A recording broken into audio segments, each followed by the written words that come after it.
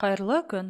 Бүгінгі қарастыратын модуліміз оқу әдістемелік кешендерін сараптамаға жіберу модулі, яғни қызметкер атынан өзінің оқу әдістемелік кешенін сараптамаға жіберуді қарастырамыз. Ол үшін өзімізге қажетті модулімізді таңдаймыз. Яғни ол модульдің атауы жоғары оқу орны қызметкерлерінің оқудан тыс қызмет түрлері оқу әдістемелік кешендерін сараптамаға жіберу модулі. Ары қарай өзіміздің оқу әдістемелік құралымызды жүктеу үшін қосу батырмасын таңдаймыз. Ашылған бетте жұмыстың атауын, оқу жылын, қай пән бойынша және де публикация тілі, ғылыми саласын және де жарияланымның түрін көрсетеміз. Барлық ақпараттарды толтырдық. Ары қарай жарияланымның түрі бөлімінде бізде бұл оқу құралы немесе оқулық екенін таңдаймыз.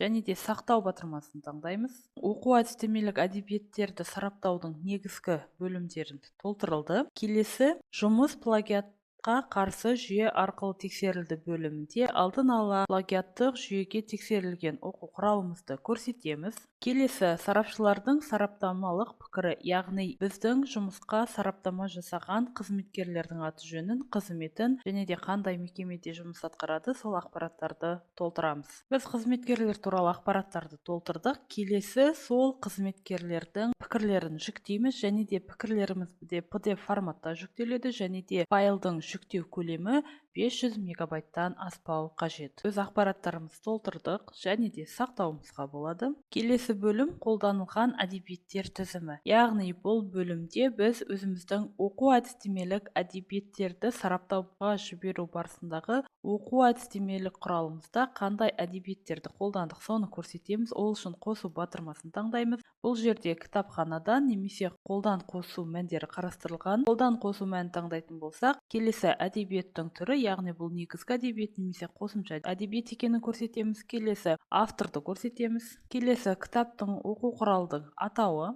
баспа жылы және де егер де ол кітапқа электрондық нұсқаулығына сілтеме болған жағдайда сілтемесін қосып сақтаймыз. Осындай ретпен қолданылған әдебиеттер тізімі бөлімде өзіміздің оқу құралына қолданған әдебиеттер тізімін қоса аламыз. Келесі келісу парағы, яғни бұл бөлімде келісім жасайтын қызметкерлердің тізімі көрсетіледі, ал тарих бөлімінде біздің толтырған ақпараттарымызға қатысты ақпараттарды көреміз. Негізгі бөлімде өзіміздің құжатымызды келісуге жіберу үшін келісуге жіберу батырмасын таңдау арқылы келісуге жібереміз.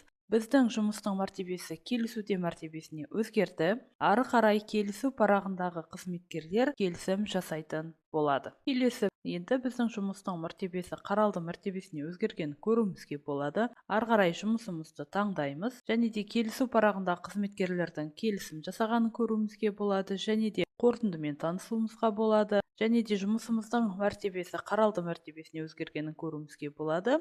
Келесі бұл оқу әдістемелік әдебиеттерді сараптау бөліміндегі қосқан жұмысымыз бізде жарияланымдар бөлімінде жүктелетін болады. Яғни ол үшін оқудан тыс қызметтер бөлімдегі жарияланымдар бөліміне өтеміз және де бұл бөлімде біздің жарияланымды көруімізге болады. Яғни біздің жүктеген жарияланымыз қандай салада, қашан жарияланғанын көруімізге болады және де іс-шаралар бөліміндегі редакциялау мәнін таңдау арқылы біз ары қарай ақпараттарды толтырып бұл мәнімізді сақтауымызға болады. Яғни растайтын құжат бөлімінде оқу әдістемелік құралының сараптамасы бөлімінде жүктеген оқу әдістемелік кешенін көруімізге болады. Осындай ретпен оқытушылар және де қызметкерлер өздерінің оқу және де оқу әдістемелік құралдарын сараптамаға жібере алады. Осымен бүгінгі сабағымыз аяқталды. Сау болыңыздар.